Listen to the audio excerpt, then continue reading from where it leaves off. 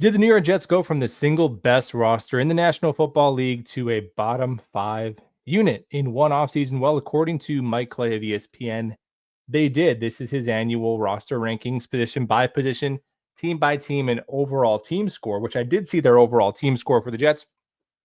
It was not very good, but I haven't looked at each position yet, so we can take a look at together of how he came to that score.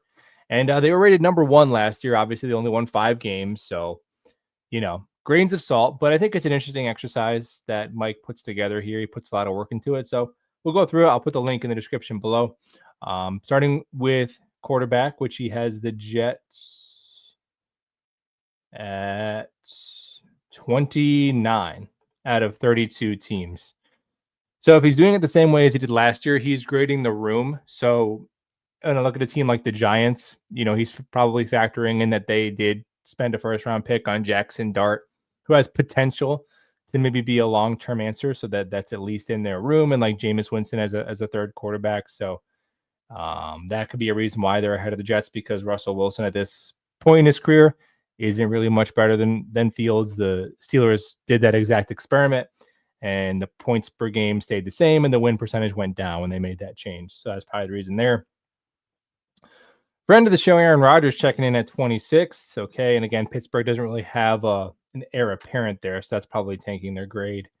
I mean, Geno to me should be higher than 24th. Geno is better than Bryce Young, Trevor Lawrence, Sam Darnold, Caleb Williams, Drake May, and Michael Penix to me. But I think when you look at the Jets, like past the Geno line, yeah, Fields and Tyrod, who's injured, and Brady Cook and company, they're going to be 24. They're gonna be 20 lower than 24. They're gonna be in that bottom third tier at quarterback until proven otherwise. It's not hate on Justin Fields. Not everything is hate or glazing. Sometimes things just are what they are until they're proven to be something else. And that is the situation with Justin Fields. His quarterback, that his contract that the market dictated was that of a low end starter with upside. Right? That's what the NFL viewed him as. Maybe they're wrong. As Jet fans, we're hoping they're wrong. That's what the NFL viewed him as, and that's kind of reflected in this ranking here. And if it gives you any solace, man, there are no quarterbacks who are really available to the Jets that are ranked any higher than 25, right? Because Geno wasn't coming here, Sam wasn't coming here. So once you get to the guys the Jets could have had, Russell Wilson, Aaron Rodgers. Remember pretending they could trade for JJ McCarthy? That wasn't real. There was no, Joe Flacco, Shadur Sanders. I get those. Maybe those guys are younger, could get better, but there wasn't a great solution to this, especially in the veteran market. So again, for the 1,000th time, the Jets took a bet on Justin Fields because, unlike Russell Wilson, Kirk Cousins, Aaron Rodgers, there is a greater than 0% chance he could be a medium to long-term solution. With those guys who are 35 and older, there's a 0% chance. So 29th. Whatever, maybe you could argue it could be as high as 24, but in that bottom third area is probably going to be fair until proven otherwise with Fields and the Jets. Running back. Okay, 16th. That's probably about fair. Right between the Buffalo Bills and the Los Angeles Chargers, who just drafted a Marion Hampton, and you got James Cook and Ty Johnson and Ray Davis in Buffalo. Okay, that's probably about fair. Now, I'm going to guess that this was a score that significantly dropped from his last year's ranking because Breece Hall, coming out of 2023, you could have ranked him as a top 10 running back, where this year the Jets have Breece Hall, who was kind of average last year, and then some guys with potential, like Braylon Allen has a lot of potential. Was great in short yardage last year, like 11 of 12 on opportunities, but also averaged well under 4 yards a carry.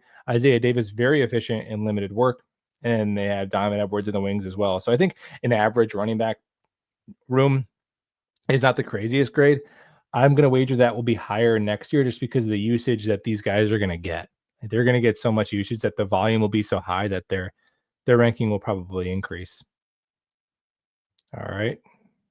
Wide receiver. 28. Right in between the San Francisco 49ers with a hurt Brandon Ayuk and the Arizona Cardinals with Marvin Harrison Jr. and friends. The Patriots, the Browns, the Tit. Hmm. Yeah, I mean, look, the Jets have one wide receiver. I think Garrett Wilson is enough to probably, I mean, put them close to like 23 or 24, so maybe 5 spots higher. But again, similar to quarterback, they're going to be in the below average by a bit, right? Because you have Garrett Wilson and then Josh Reynolds, Tyler Johnson, Alan Lazard, Arian Smith. You kind of have 4 guys who maybe could be a wide receiver 3, and you don't really have a wide receiver 2 at the moment. Arian Smith could be. I don't know that wide receiver 2 is as important to the Jets as some of these other teams. Wait, the Chiefs at 11. Okay. Yeah, I mean, there's some rankings here that jump out to me as a little bit wonky, but in terms of where the Jets are slotted, I can't pound the table and say the Jets should be super high at wide receiver, maybe a couple of spots higher. So you're seeing their passing offense, the quarterback and the wide receivers, he has both ranked in the bottom 5. Tight end. Yeah, I remember this one. He had the Jets dead last at tight end in his last season's ranking. And he has the Jets at dead last at tight end again. Okay, so I guess you swap out um, Mason Taylor, put him in for Tyler Conklin, and Stone Smart for Kenny Yeboah, whatever the case may be. I actually think the Jets tight end room got better. I do. I think that Mason Taylor will be able to give you what veteran Tyler Conklin gave you as a rookie receiver. I truly do.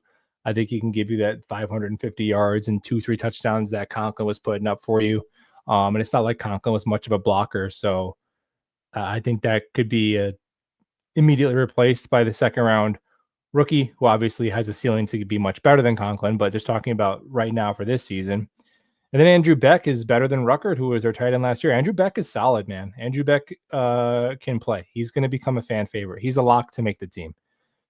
And then you got Stone Smart.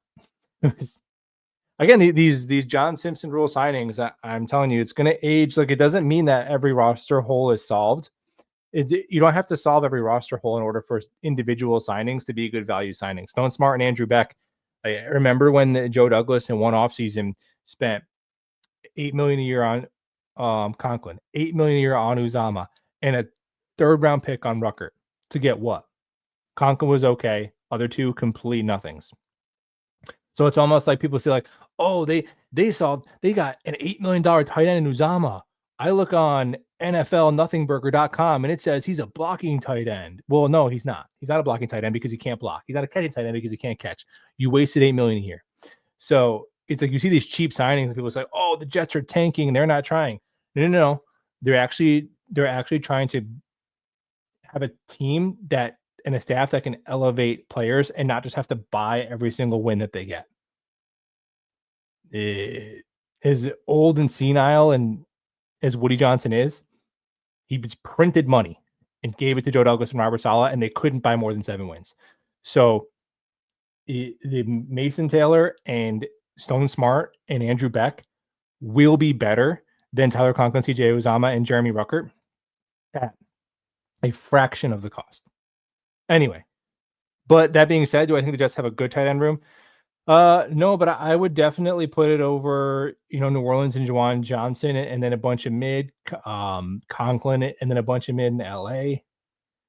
I'd probably have it up again, up near 25 or 24. So in each of these, I think he has it maybe in a correct tier, but I think he's a little lower, and that's just me being really high on Mason Taylor, Andrew Beck, and Stone Smart. It's not that Andrew Beck and Stone Smart are going to light the world on fire, but they're going to be solid role players and contributors. And I think people just look at, oh, they didn't sign anybody at tight end, so that must mean their tight end room sucks. It's not a great tight end room, but I don't think it's 32nd. And it's going to be better than what we put together with a gazillion dollars from the previous dudes. Offensive line. Okay, here's got to be their best ranking, I'm imagining. 21. That's low. This is the one that I'll pound the table for that should be higher because who is there? So the Jets, this is bad. 21 is bad. Are you talking top 10 good, top 5 elite, 15, 16 mid? Below 20 is bad. You're getting to the bottom third of the league.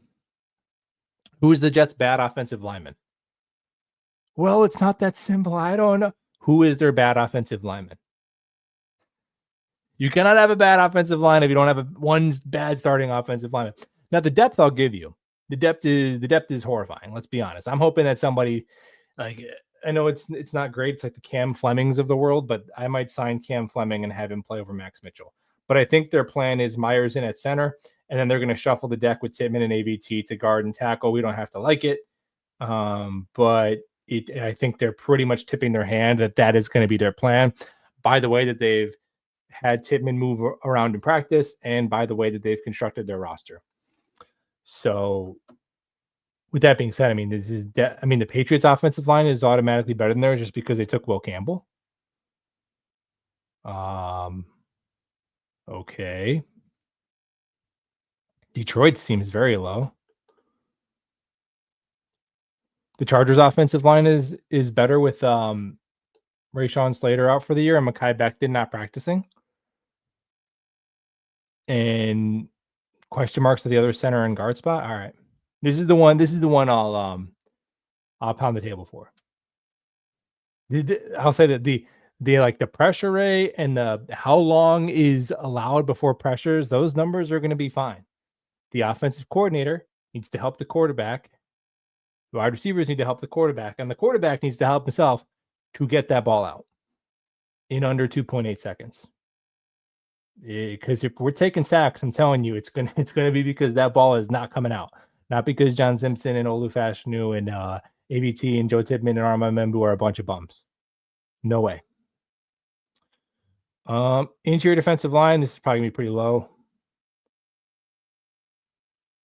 Okay, 17th. That's higher than I thought he would rank it, but the thing with interior defensive line, you have four. Let's look at it this way. You have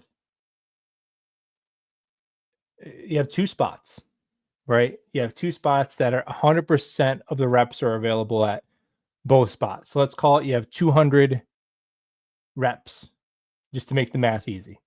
Well, Quinnen Williams plays like 65% of the snaps. So you have 65 over 200. What is that as a percentage?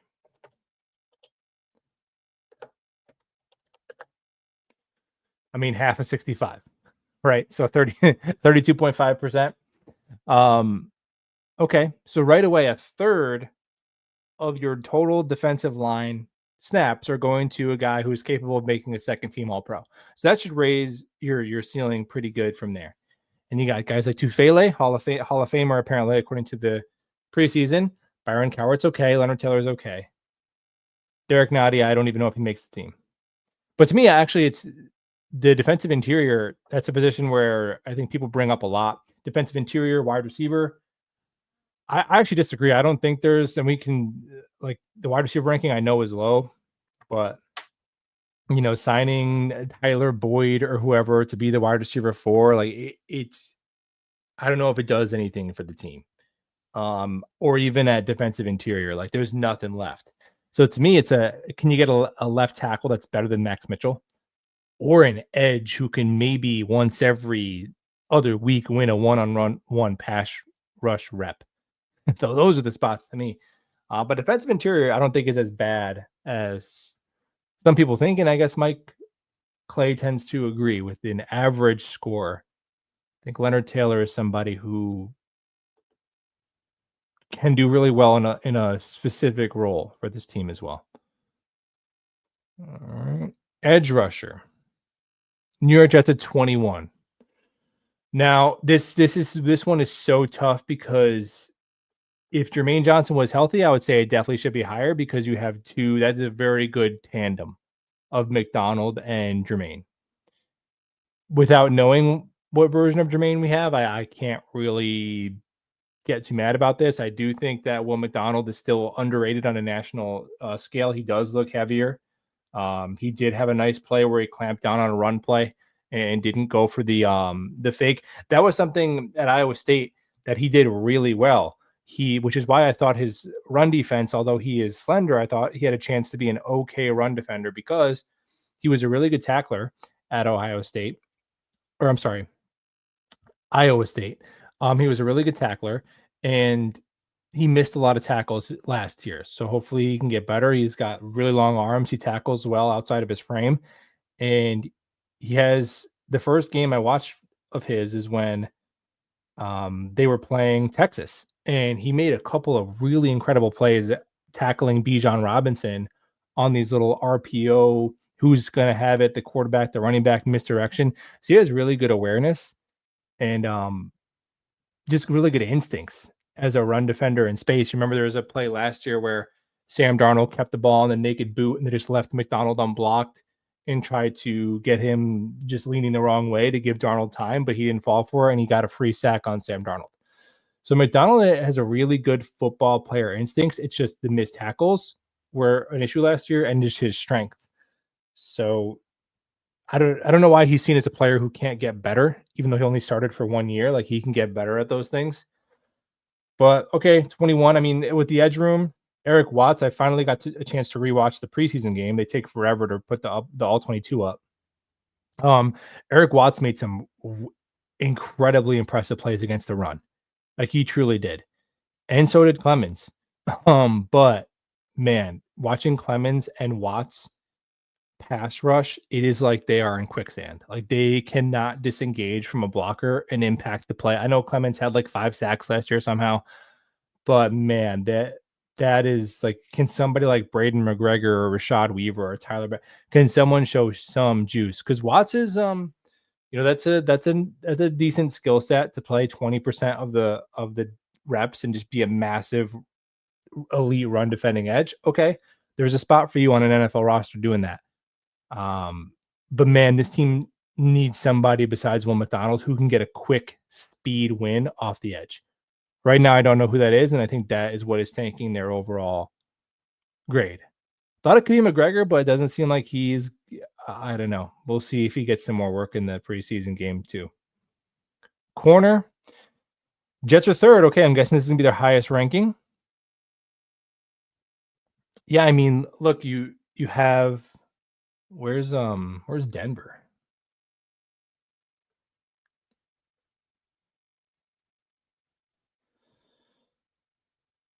Oh, Denver at 13. That seems low. Yeah, man, you have Sauce Gardner, who's probably going to be a 3 out of 4 first seasons All Pro. He'll somehow be the only player who's like overrated, but still is the first corner in NFL history to have 3 out of his first 4 seasons be a first team All Pro. Funny how that works. Michael Carter, we know, is a very, very good slot corner when he's healthy. And there's some intriguing depth with Stiggers, with JBC, and with Azariah Thomas. The question mark being, can the coaching staff fix Brandon Stevens' ability to play on the ball? It seems like from training camp reports from, whatever, Will Parkinson, Zach Rosenblatt, all those guys, it seems like Stevens has been doing okay. I remember the first 2 days of practice, it was like Stevens gets burnt, and everyone's like, oh my gosh, why do we sign this guy? We should start AD Thomas, which it wasn't my favorite signing either, to be fair. But it seems like since then he's been doing okay. To my knowledge, he's even had a couple interceptions thanks to Jeremy Ruckert dropping 2 passes and handing them right to him. But okay, he still caught those. So all right, corner at 3.